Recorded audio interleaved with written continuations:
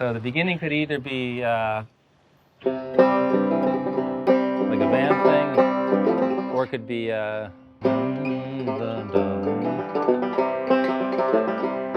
so carry me beneath the willow. So growing up in the country, like the ruralest of countries, I didn't listen to classical music at all. In fact, I didn't really get to classical music until I was a teenager. What I was listening to with my family was a bunch of bluegrass and classic rock and church music and country music. And so getting to work with Béla Fleck was really just kind of a full circle coming back to the music that really inspired me in the first place. Perhaps she'll weep for me. You should be a bluegrass musician.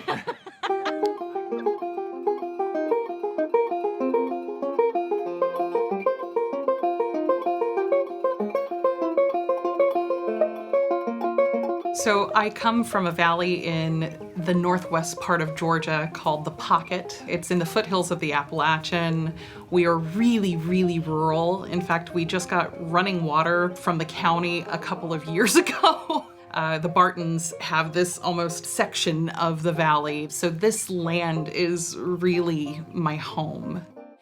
Music has always been a really important part of my life, ever since I was a kid. My dad actually taught me how to harmonize when we were at church. He leadeth me, he leadeth me. I got really curious about how he was singing something that sounded different from the melody of whatever hymns we were singing, but managed to match. It was a part of the music.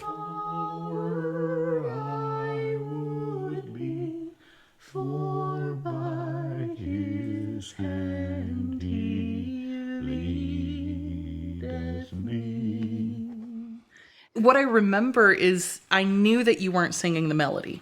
I knew that. Yeah. But it sounded right. Yeah. That's all my part of brain it. could comprehend. You started harmonizing pretty good. You caught up pretty quick. Really? Yeah. You were pretty quick. Yeah. I actually love being kind of the third person singing, where I really have to pick out not only what the melody is doing, but also what the other person harmonizing is doing. It's like an enigma that always changes. And it's something that fuels me still.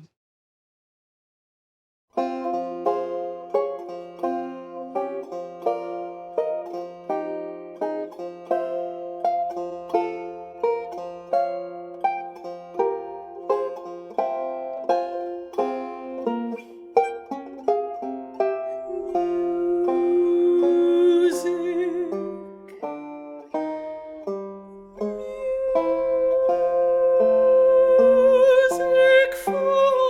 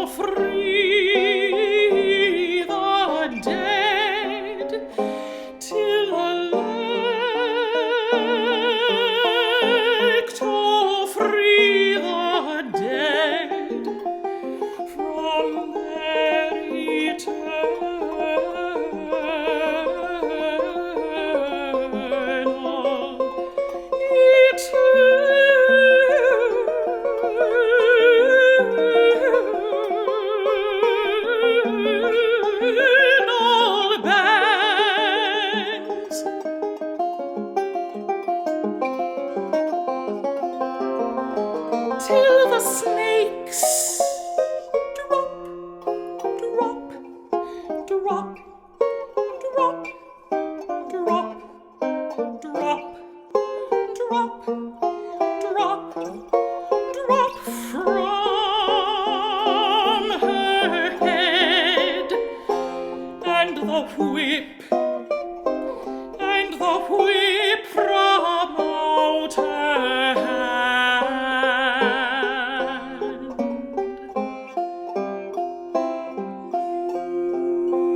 Music,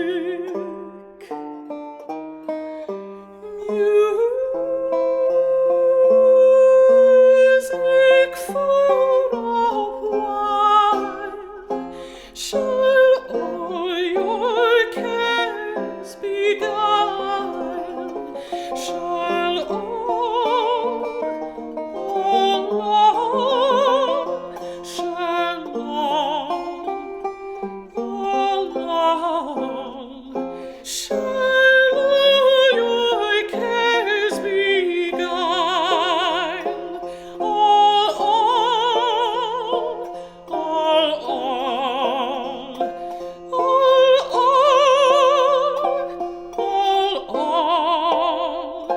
shall all your cares beguile.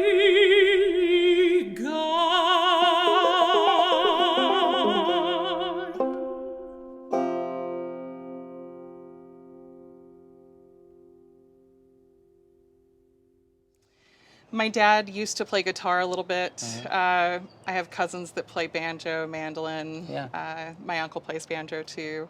Would you have those family gatherings where there'd be playing going on? And My great aunt and uncle would host these kind of pickins and grinnins at their place, and all the kids would be outside running around, Yeah. except for me. Yeah. I'd be in the living room where all the musicians would just gather in a circle and pick through anything they could think of. So talk about humble beginnings. This is the trailer that I grew up in from ages about 6 to 18. It was not the easiest upbringing at all times. Set in this absolutely gorgeous country, but, you know, a trailer. It wasn't, I was envious of a lot of my friends who grew up in actual homes, but that being said, there are a lot of really wonderful memories, including right there, my bedroom with the bay window. That is where I heard classical music for the first time. It would be at night. The NPR station in Chattanooga would play a lot of Romantic era composers, and during the daytime, it wasn't exactly a good signal. It would be really staticky, but at nighttime, it was clear as a bell. And so I fell asleep to that kind of music for years in high school. I think the life that I dreamed of was one that would take me away from here.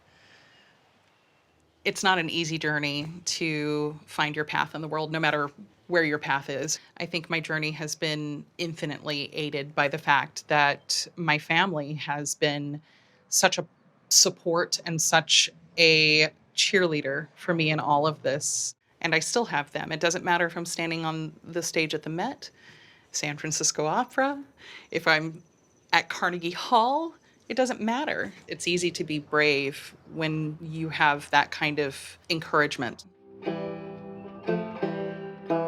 I remember back in 2014, it was the Wednesday before Father's Day, and I was going to come up and sing with you here. Mm-hmm. Can't remember what we were going to sing. No. But I'd had a hard year. That was my the year I was going through the divorce. Mm-hmm. And I had started dating someone and had understood that I was queer. And I was terrified to talk to you about that. And so I told you. I gave you the whole spiel of, well, I'm dating someone. I really like them. Not using any pronouns to avoid the reveal that it was a woman. And then I said, you know, I think the only thing that might throw you is that it's a woman. And it didn't take more than a split second for you to say, well, I love you. Mm-hmm. Ain't nothing ever going to change that. Nope. That's the way it is.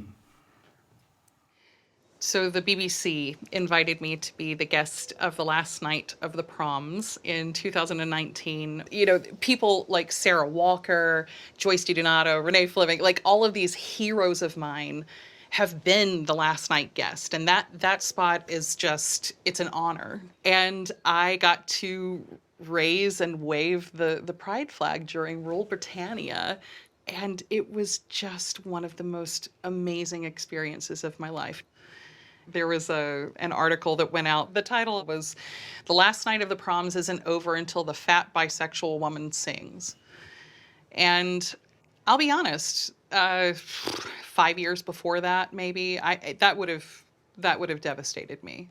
Quite honestly, at this point, 5 years later, 5 years into really radically loving who I am, I honestly looked at the title of that and I was like, heck yes. The last night of the proms is not over until the fat bisexual woman sings. And it was empowering to me because at that point, I know my point is getting across.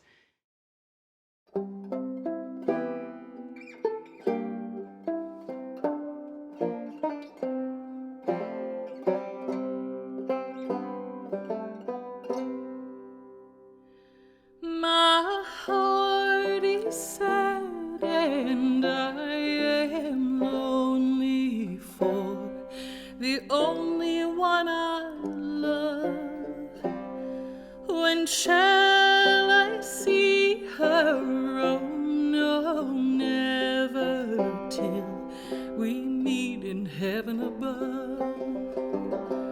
Oh, bury me beneath a willow under the weeping willow tree, so she will know where I am sleeping, and perhaps she'll weep for me.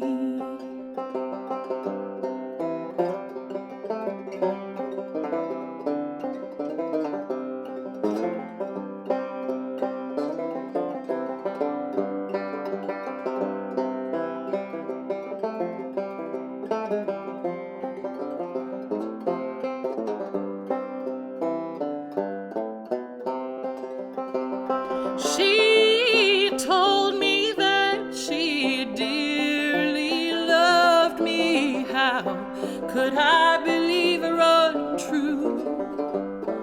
Until an angel softly whispered she will prove untrue to you.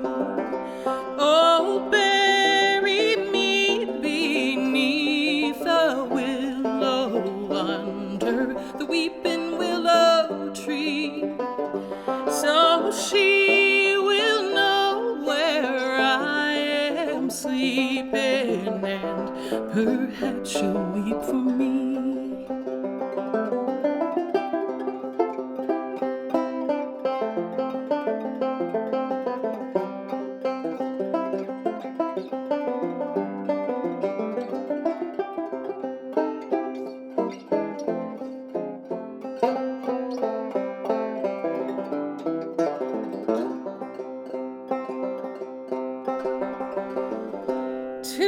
Tomorrow was our wedding day. Oh God, where can she be? She's gone a-courting with another and no longer cares for me.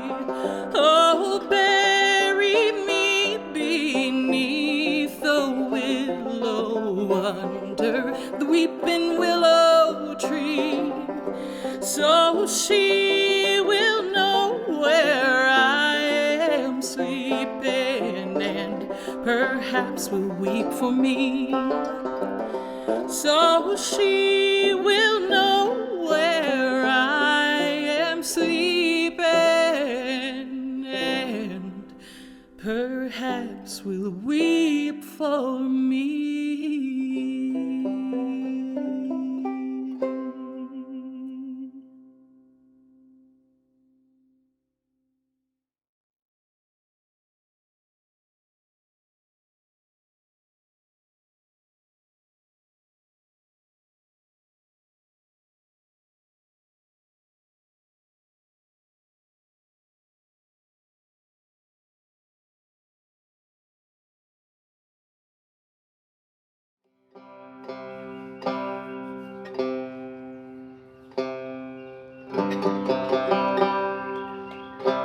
It's just such a cool sound. The viola of the cello of the banjo family. And I've always said that the viola is kind of the mezzo-soprano of instruments anyway, Right. so perfect. So what do you think? How should we do it? Maybe we just get into it and see how it goes, Yeah. because Well, I guess we can do it a number of ways Yeah. and see what we like, but I can just be just very spare, or I could be doing.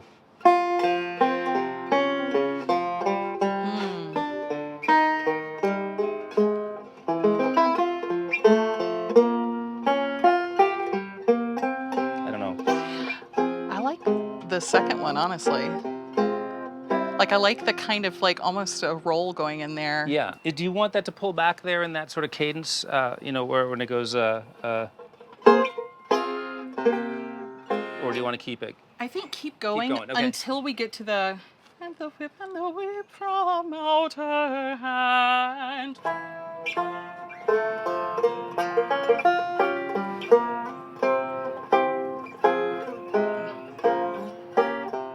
Or we could wait till the next one to get there. We could give ourselves a passage to get there. Yeah. And then give it that right before we get to the end. I don't know. I don't know. I kind of love the idea of it at the top of that section already having the banjo-ness in it. Okay. But it kind of building. Okay, do you so think if it I can do- build from there? I can do, instead of, I can start doing things like.